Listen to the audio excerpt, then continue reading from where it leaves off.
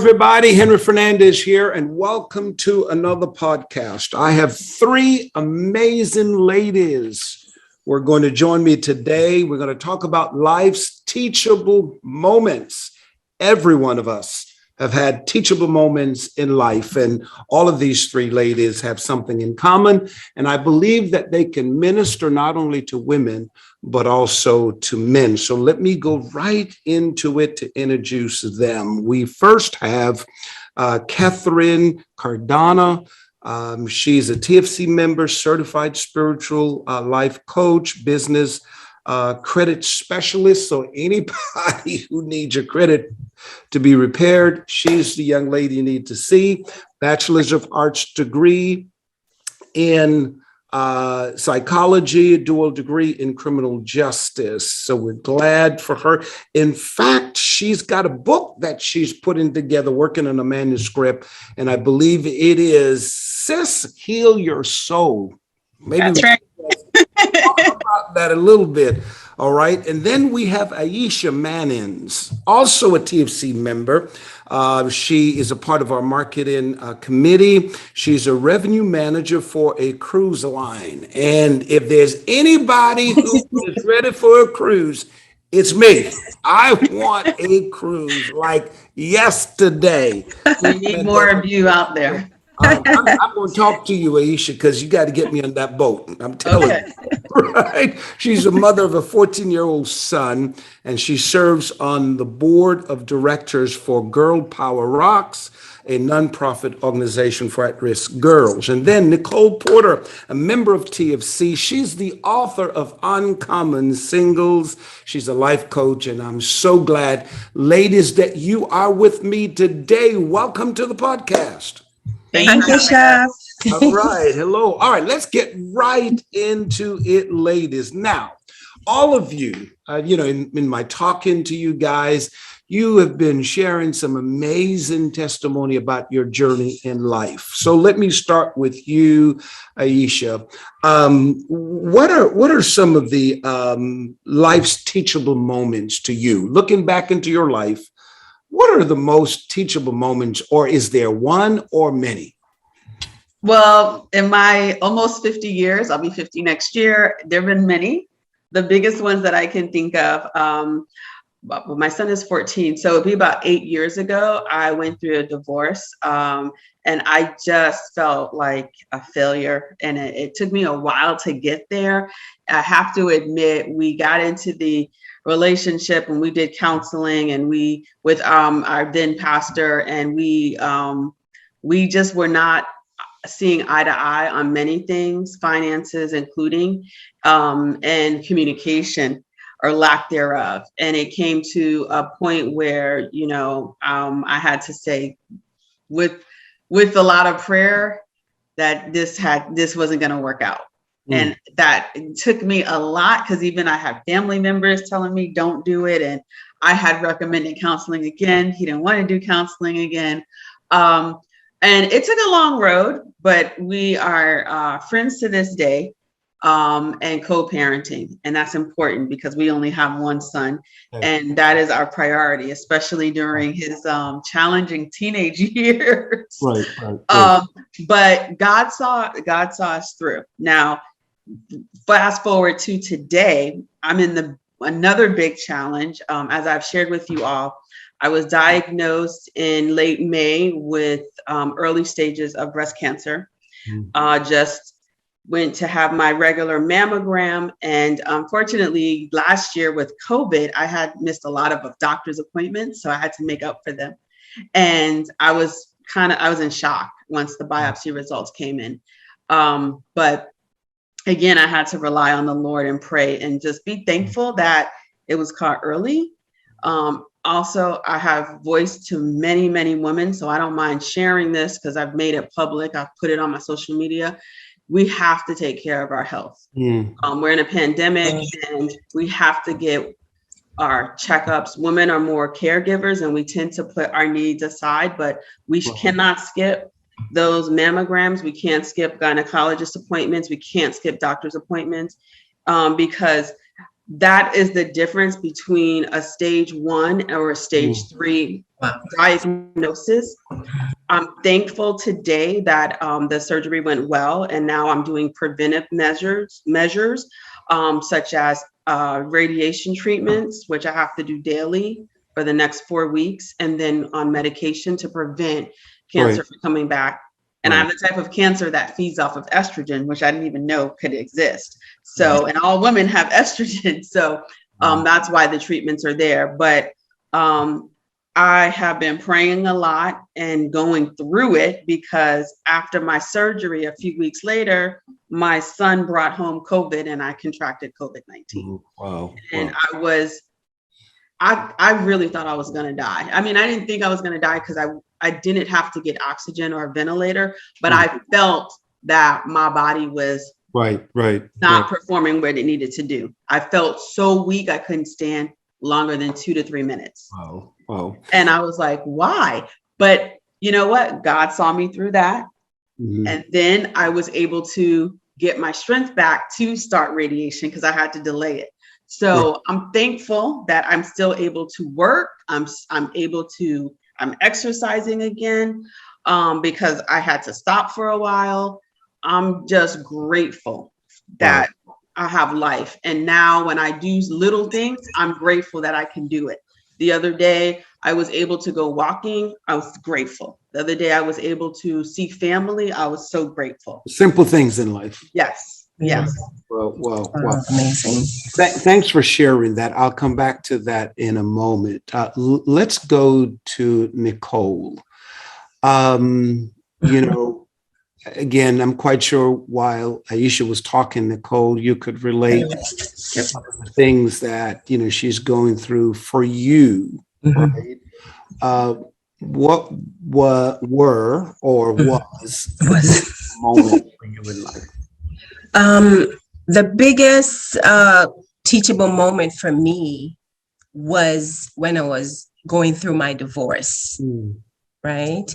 And I always have to tie it back to this quote by Lauryn Hill. She said, fantasy is what we want, but reality is what we need, right? And it hit me so hard when she said that, because oftentimes we're caught up in the fantasy of marriage, the fantasy of, we're going to live happily ever after, right? And I was guilty of that. I can definitely attest to that. I got caught up in it. Dream. Every young girl's dream, right? It was almost like it was a goal of mine to get married, and I put so much pressure on myself. And back then I was 27 years old. We were married for 6 years. It's now been 8 years since we've been divorced. And, and as a result, back then when I was 27, I didn't realize that there was a process that I had to go through to prepare myself mentally, spiritually, everything that you need to prepare, not just to show up on your wedding day, but you need to have the infrastructure. So when you get married, you can hold it and you can nurture it, and you have the skill set to pray and all these things and to really, keep the marriage. But I was young, and what I have learned is that if you don't go through the process, if you don't go through the process, when you get the promise, you will abort the blessing, right? Because we don't have the infrastructure to keep that, because God has, he wants to bless us, right? But once we receive the blessing, can we keep it? Can we hold it? Can we nurture it? Can we sustain the blessing? And many of us, including myself, we get the blessing, but pretty soon we lose it. We fumble and we fall, and we lose the very thing that we prayed so much for. Wow. So you always have to go through the process before you get to the promise. Wow. Even Jesus had to go through the process. So that's very, very important. Okay. Wow. That's good. This is going to be fun. All right. Catherine. Okay. It's on you now. Okay, it's on me now. I fumbled the ball. I'm just kidding. I have a similar story. So, I, like the other ladies on this segment, also went through a divorce, and it just took a lot out of me. I went through a process which I call the 3Ds: divorce, depressed, and in debt. So I, really lost a lot from being in that marriage because I was not properly, cultivated, or I did not have the infrastructure, and I was not ready to be a wife at that time. I was enamored with the idea of being married. I was enamored with the, wedding, and which I didn't even get.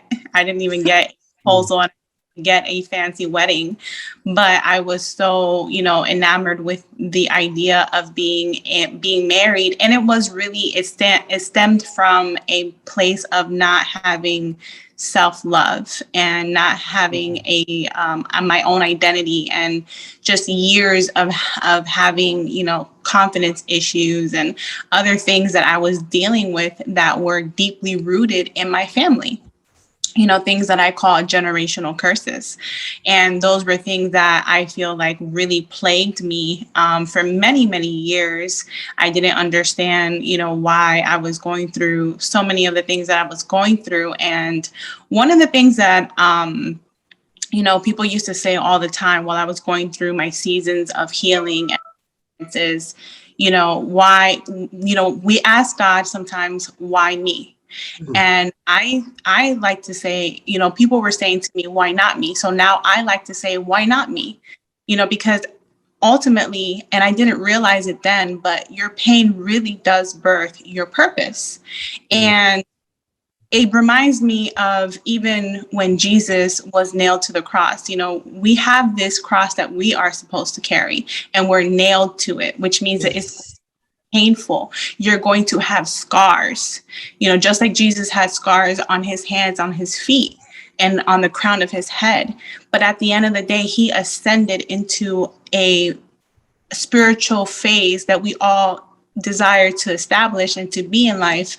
And he ascended into heaven. He ascended into victory. Mm-hmm. So I used to have this victim mentality, but now I know that I am more than a conqueror. I am victorious. Yes. Wow. So, Amen. Ladies, you all have similar stories, this fantasy wedding, hope for the best, thought the man that you were getting married to was the love of your life. You're going to live happily ever after. Knowing what you know now, based on your experiences and so forth, what would you tell a young lady, 26, 27, 30, who is so eager? I want to get married, man. I want my boo. I want to have this Cinderella wedding. And I don't want to be lonely. I want a man to love me. I want to have sex, and I want to have a baby. Well, knowing what you know now, what would you tell that young lady who is so eager to do this? I'll go with you first, Nicole. I would share with her, I would say to her, the delay is for your development. Mm-hmm. The delay is for your development. What does that mean? That means, okay, you're single now. Yes, you have the urge and the desire to be married, but use that time to really work on yourself, work on your self-love, your self-care, your self-identity. Who are you? What's your purpose? What's your mission? What are your values? But isn't that hard, Nicole, for women? I'm not one, so I'm just trying to pull stuff out of I think the average young lady would kind of say, okay, Nicole, I understand that, but that's kind of hard. You wrote a book, Uncommon Singles, right? Mm-hmm. And I'm quite sure you've given little nuggets in the book, how to be this uncommon, special, unique, stand out, being a separate person from the regular singles and so forth. Who would you say to? I mean, because it's hard. It's absolutely hard, and I can definitely relate. But oftentimes, the reason why we have this urge and this strong desire is because we're not focused on our purpose.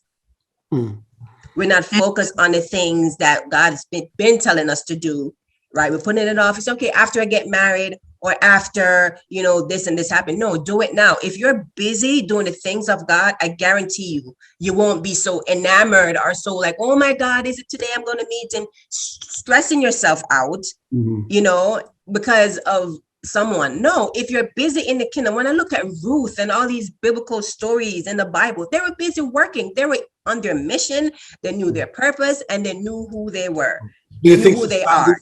Do you think society is to be blamed, putting so much pressure on both men and women? You got to get married by a certain age and so forth. Do you think society has a lot to do with that? I think society definitely has a lot to do with it. And also to women, they're always talking about the clock, the biological clock, so that helps to put the pressure on even more. I mean, there's always solutions if you look at it. I mean, if anything, you can freeze your eggs. That way you don't have the pressure on you to say, okay, I need to get married by 40.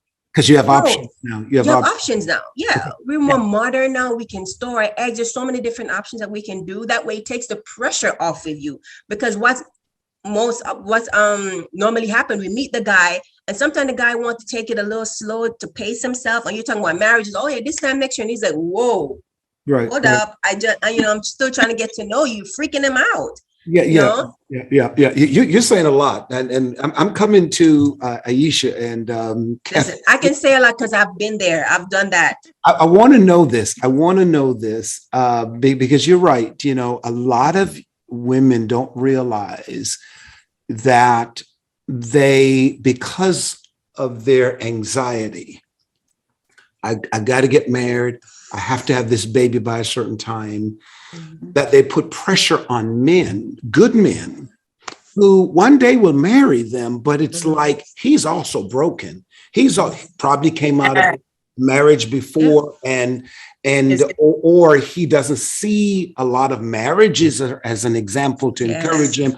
So he's scared, and he's interpreting that, wait a minute, what's your motive? Why are you pushing me that much and so forth? But here's a question I want to ask you, Nicole. Since the divorce, okay, and you're single and so forth, were there moments as a woman that you're like, okay, fine, you learn from your past mistakes and so forth, but aren't there moments when you're like, Jesus, help me? Absolutely. I mean, I just turned 40 back in June. Okay. Just turned 40. And I'm like, okay, Lord, hopefully within the next 10 years, I play around with God, but I know that I have no control over that. I really don't have a control, but this is what I know. God gave me the desire, right? And he will, in his perfect time, it will happen. Wow. The God that I serve, he's not evil. He's not going to be like, oh, I'm going to punish her. No. As I said, the delay is for my development. There's things that I need to do to work on myself. And who to tell? Maybe he's also preparing my spouse for him to go into therapy and getting healed and all these things. So it's just a matter of time before our paths cross. Right. Am I lonely sometimes? Absolutely. Aisha, let me go to you. Okay.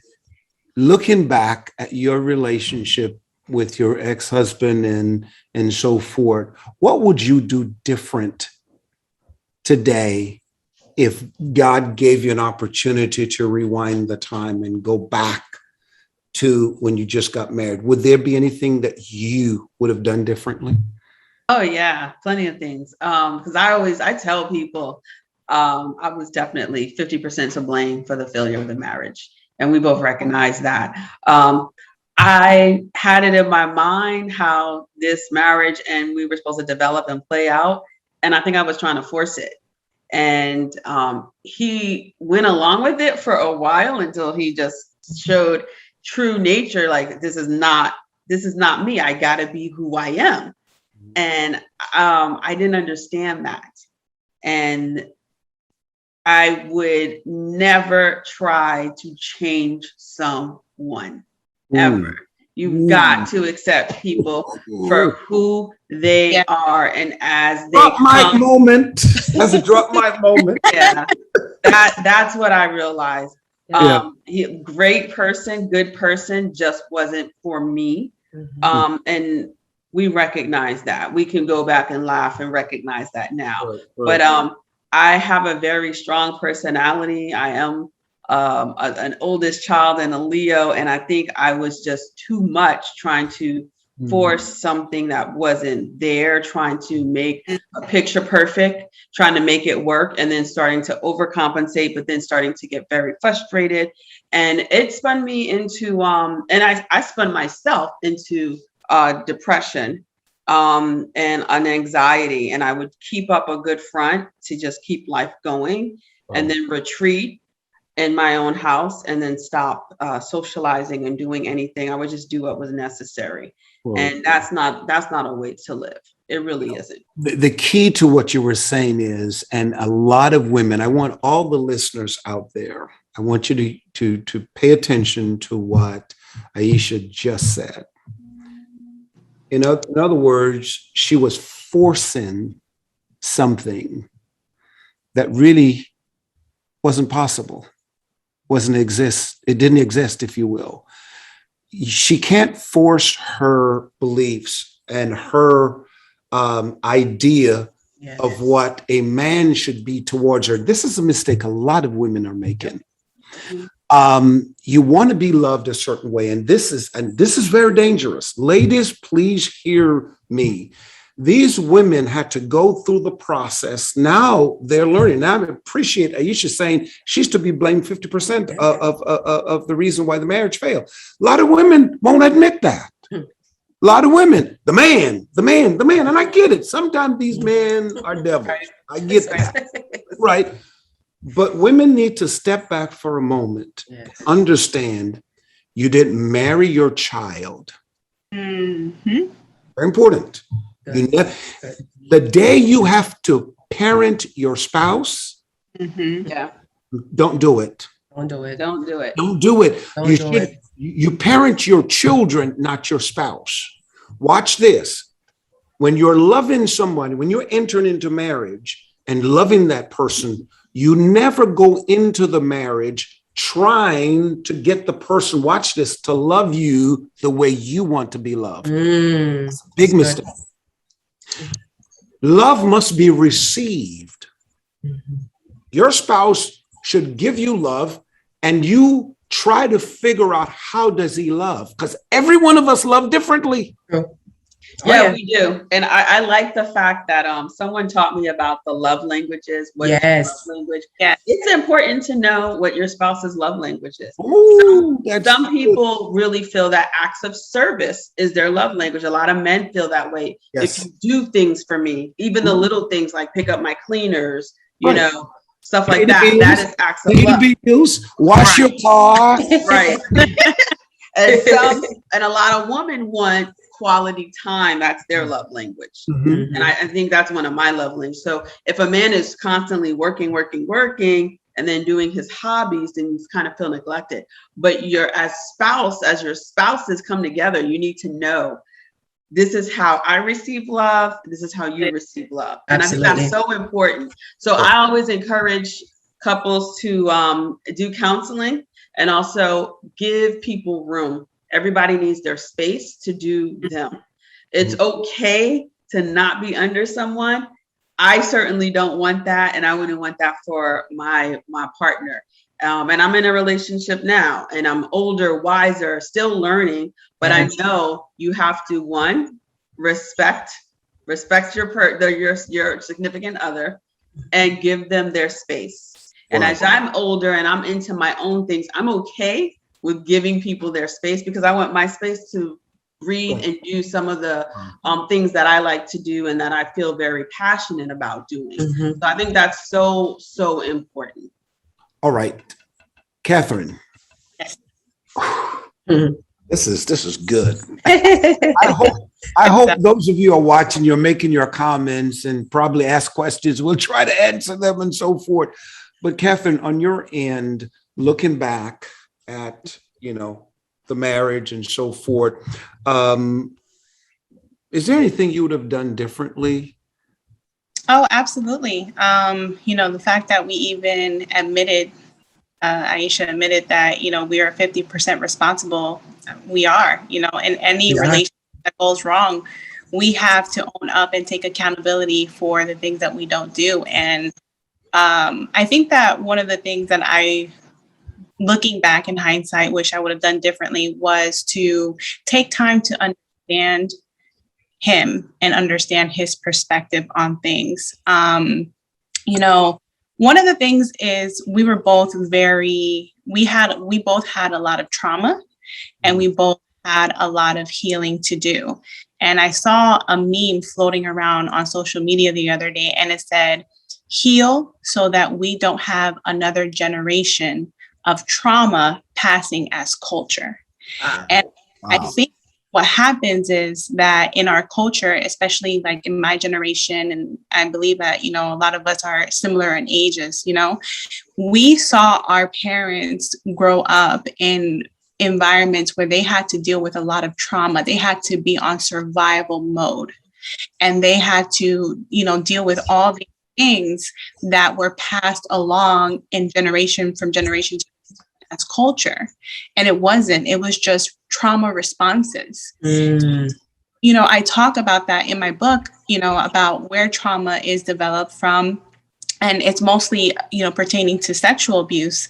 But, trauma is trauma in general. And until we actually take the time to deal with our trauma and heal, we won't be able to ever possibly rewire those responses.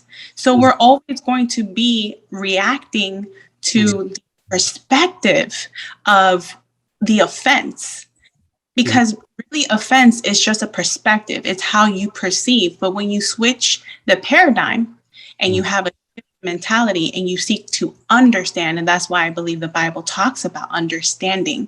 Seek first understanding, be slow to speak, because when you begin to hear with your spiritual senses, you'll start to hear what people are really trying to say. I used to work at as a claims adjuster, and part of what made me so good at my job, I was known as the girl who knew how to de-escalate calls. And part of that was because I understood that that person wasn't yelling at me. They had probably a bunch of issues going on at home, unhappy at work. And now whatever issue was happening with, once they got on the phone with me with, our services, they're literally taking all of that load on you. When I started to think of things that way, I was able to hear their issues. Sometimes I was on the phone with them for 30 minutes to an hour, just letting them vent. And when we were done, they were like, thank you so much. I needed that. Thank you so much for understanding. It's not you. I'm not trying to take this out on you. I'm not angry at you. And so a lot of times we have to understand that our partners are going through life as well, just like we are. So they come with their own stress. They come with their own stress. They come with their own baggage. And sometimes you have to learn to hear what they're not saying. Yes. And that's a skill that you have to cultivate, and you have to learn to do that by understanding someone. Wow. So let me ask you this, Catherine. You talk about brokenness, and I believe there are so many women who some unfortunately are not aware of it. But there's so many women who are broken. Yes. Want love, want the fantasy of a relationship, marriage, family, and so forth, but they're broken from their past, whether it is, like you said, sexual abuse, an absentee father, or relationship with parents, whatever, and so forth. So you have a lot of these women walking around, pretty women, dressed up, looking wonderful, but they are broken. How do you speak to the broken woman to say, sis, check your soul, check your heart, because that's your book, sis, heal your soul. Because until, I firmly believe, and it goes both ways for men also, until you are healed, you can't truly love another person. No. Facts. No, that's so true, Bishop. taking the time, it all starts with, for me, just to be perfectly honest, it started with me being in a relationship, and then I went on a fast. I was in a relationship and this person wanted to, supposedly they wanted to marry me. We talked about marriage and things like that. And I went on a fast. And during that fast, it was like almost an aha moment where I realized that I was still really from my marriage, like really, really broken from that. I unfortunately ignored a lot of our issues, a lot of the red flags, even before we got married. There was a lot of verbal abuse, a lot of domestic violence, even before we got married. And I ignored all of those things because I kept saying to myself, well, he would be like, give me time, I'm going to change. And then I was like, you know what, let me ignore this, feeling that I should completely run from this relationship and give it time. But the reality is that we have to look at the actions of people. So people can say that they're one thing, or they can say that they want to be one thing, but if they're not willing to put in the work, then it's never going to happen. And that's one you have to do as a woman. As me, I had to do that. I had to put in the work to cultivate myself and be who I am. And that's not going to happen overnight. It's going to take time. And not only is it going to take time, but sometimes you have to just take time to isolate from relationships. Mm-hmm. Isolate yourself from, even the potential of a friendship, because the first friend that you need to become is a friend for yourself. And if you don't love yourself, then how can you possibly love somebody else? Because when you love yourself, you treat yourself good. You take care of yourself. Well. So if you know how to take care of yourself, you can't take care of someone else. All right. So ladies, here's the $1 million question. What do you think men are missing when it comes to how they relate to you ladies? Oh, I want to answer that one. Okay. Because since I have been divorced, I've dated other divorced men. Mm-hmm. And I realized they come with a lot of hurt and baggage to where I feel like they haven't healed. I think women are more prone to look at, what do I need to do to help heal myself? Because women are more intuitive and women feel more. And then women talk to each other more, and then we share our resources, and men don't really do that as much from what I understand. And I would talk to these men, we'd go out on dates, and all I'm hearing is, well, my ex-wife did this, and I don't like this type of woman and this type of woman. And I'm like, well, I've never experienced that, and I'm not that type of woman. Wow. They weren't really willing to give it a chance because they were so jaded and hurt by what they have gone through that they put all women in a certain category. Right. And I want they're not talking to each other. I don't know if they're talking to each other, but I believe in therapy, and a lot of men, especially Black men, are against that. They don't feel they need to do that. Right. And I would say this, Aisha, and I want all the men who are listening to the podcast, don't do that. Whenever you're dating a woman, you go out, you take her out, whatever, never, ever feel that moment with that woman about your ex. Yes. Never do that. That's a turn off. It is. That is also for both men and women. That's also true. That's also saying you're honestly not over it. Yeah. You're unhealed.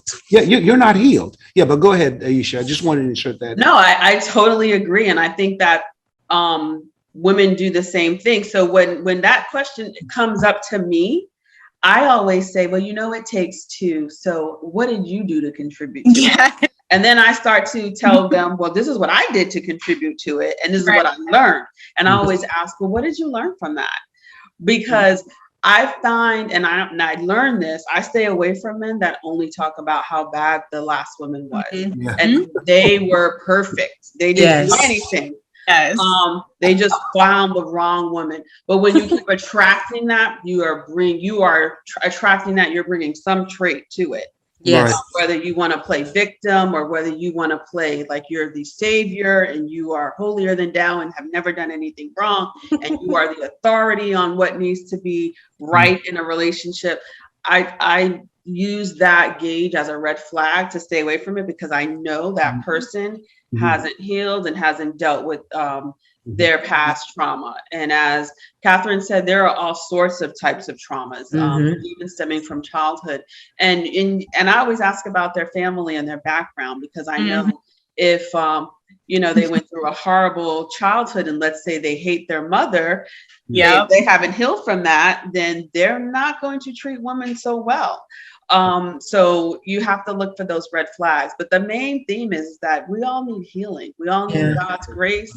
We all need to recognize we're not perfect. I'm still learning every day. I'm by far an authority on anything, but I know that I'm a work in progress, and by God's grace, I'm being led to what I need to do. And everybody, you need to know this, as these ladies are talking, they're actually sharing with you their life stories. Yes. And those experiences are what they call the teachable moments. Aisha is able to say, you know what? She learned from her mistakes, even in dating, who not to continue a date with. There's always red flags. Sometimes I think God's always talking to us. He's always doing us things, but sometimes we don't pay attention. We don't listen. We try to ignore, because our passion is driving us. We want something so bad that we just ignore God. But life will teach you things. A man who's not good for you, listen, when you go on a date, sometimes God is saying, shut up, girl, let him keep talking.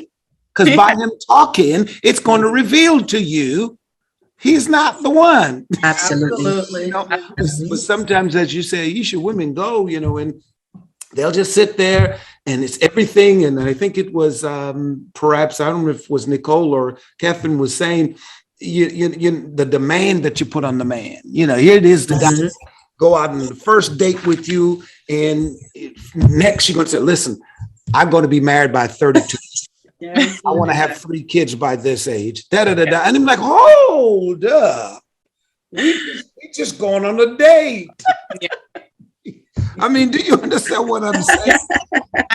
Whenever a man sits and hear a woman give all of that list, especially if he's broken, come out of, a marriage or a relationship, that's scary to him. So I think all of you men and women need to understand this, that don't allow yourself to sabotage your future. Yes. Don't sabotage the blessing, as Nicole says, the blessing that God has in store for you. Learn from your past, learn from the mistakes that you have made. All these 3 women, divorcee, all of them saying we take ownership over what went wrong. And they're not going to make the same mistakes again, because they learn from those mistakes. Learn. And so forth. So I think you were saying something, Nicole? Yeah, absolutely. You learn from it, and I just want to add that, don't be a prisoner of your past, be the architect of your future, so yes, you may have gone through a divorce, and yes, you felt away like, oh my God, I can't believe I failed at this.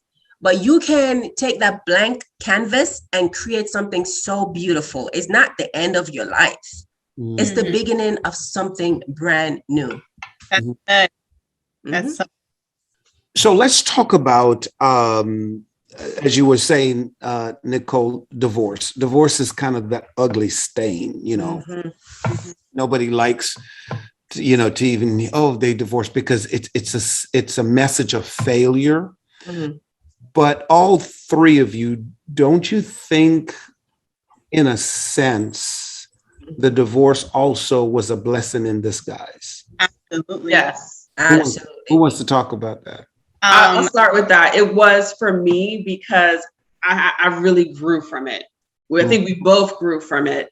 And we were able to actually become better parents to our child. So it was a big teachable moment, and it helped build my character.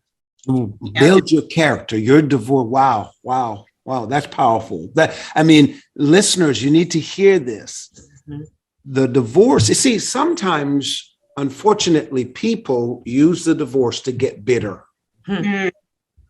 I can tell you, both male and female, to get back at the next person, do everything to dog the person out, to use the kids as weapons, all those kinds of stuff. Or you can use the divorce to say, okay, God, what lessons are you teaching me? Yeah. How do I need to humble myself? Yeah. How do I need to recognize that maybe, ladies, watch this, maybe the man, because of his brokenness, just needed a woman who's able to tutor him, to bring the king out of him. Because sometimes you will marry boys. Yes. And it's not that the boy can't develop into a king. Mm-hmm. Sometimes some women don't know how to handle a palace. Come on, Bishop. They don't. They don't.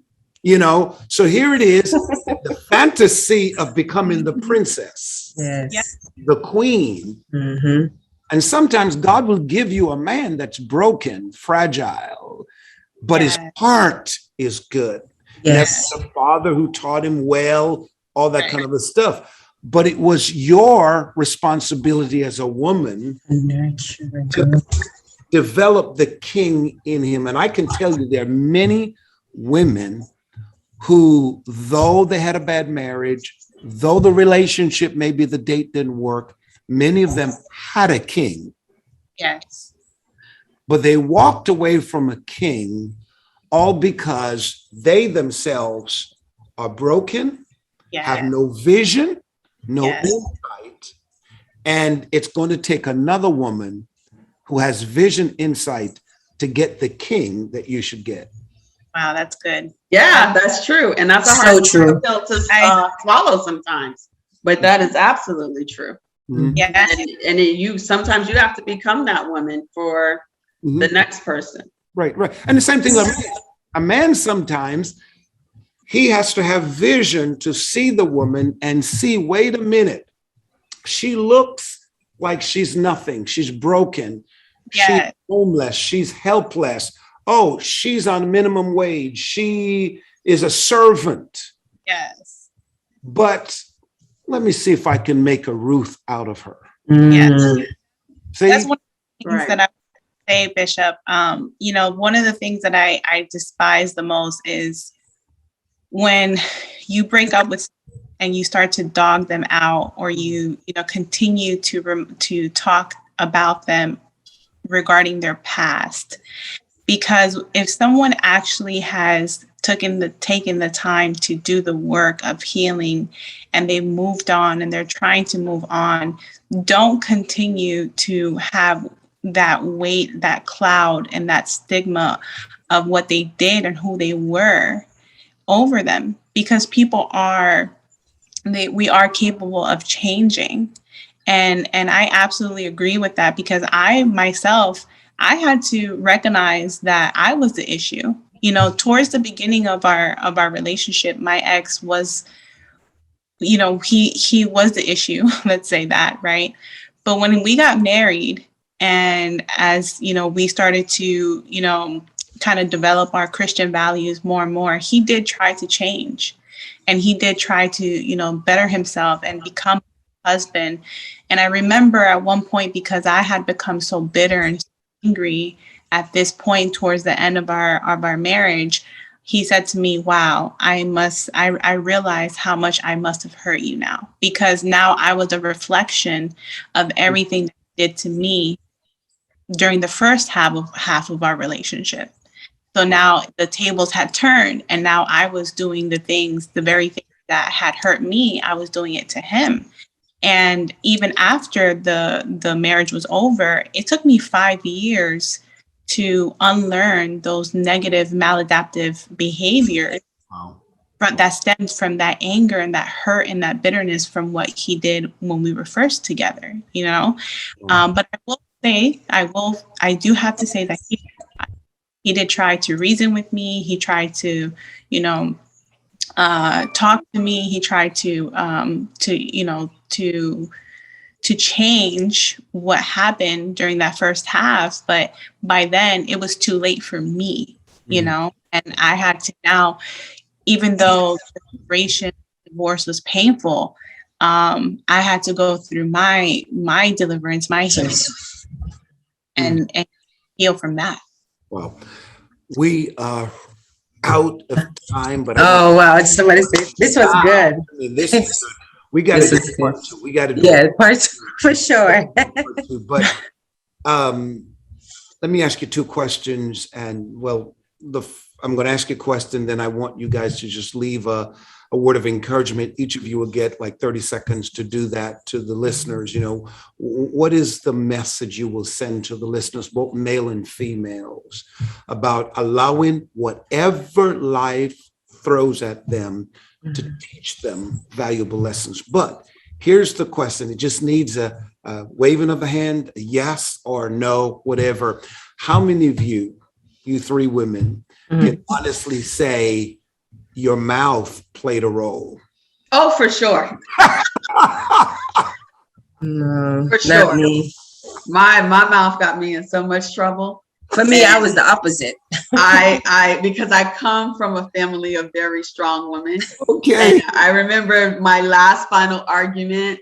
I looked in the mirror and said, "This is not who you need to be." Wow. And I went back to my, at the time, husband. I apologized. I said, what I said to you, even though the situation that we were in, it was his fault, but the way I exploded, I said, I should never talk to my husband that way. And I apologized. But that's when I knew, because God was telling me, you can't stay in this anymore. So Nicole, you said no. You said no, that was not you. All right. So what about you, Catherine? My issue was my temper. Which was related with my mouth. All right. So quickly, Nicole, 30 seconds, less than 30 seconds. Okay. What's the message you're sending to the listeners? Okay. My message is, whatever you have gone through, whatever you go through, you can be something so much different. You can recreate yourself. You can create a brand new script for your life. Listen, I always say, life doesn't end at divorce. You know, it's the beginning of something brand new. All right. So don't lose hope. Don't give in don't throw in the towel. You can make it. Just stay focused, stay positive, and move forward. All right. Catherine. I would say that, there's a quote by T.D. Jakes, and he says that you may not be the fastest, you may not be the smartest, you may not even get to your destination the quickest. There may be people that are, moving faster than you are, but take your time and don't rush the process. Trust. Wow. Aisha. I would say you're always going to be thrown something in life, and it's not how it comes at you, but how you react to it. You can only control your emotions, your mind, and there's times where you're going to have to go to that higher place and really pray on it and rely on something bigger than yourself and talk to the Holy Spirit like that. Sometimes you cannot use reason and logic to get through these ordeals. You have to rely on faith. Wow, ladies, I'm out of time. Thank you so much for being a part of this conversation. We've got to do it again. We got to do a part two because there was so many things we needed to say. Nicole, thanks again. I wish you all the success. Please go out and get her book. Can you put it up, Nicole? Get her book. Get her book. It's right there. You see it. How can they just give them the information? How can they get a copy of that book? Okay. The book is available on Amazon and Barnes & Noble online. So just type the name, The Uncommon Single, and it comes up for you. Thank you. And then, Catherine, you have a book that you're writing, Sis, Heal Your Soul. When is that coming out? I am in the works currently of hopefully releasing that by the end of this year, if not by the beginning of the next year. So definitely stay tuned because that information will be coming out very soon. Okay. I wish you all the best with that book and let us know when it is out. And then, Aisha, we're praying for you. We know God's going to completely heal you. Thank you. And again, ladies, thank you so much. Now, for those of you who just listen to the podcast, please make your comments. Let me know how this has been a blessing to you. How do you think the ladies did? I need to hear from you. This is Henry Fernandez saying, I'll see you on another podcast.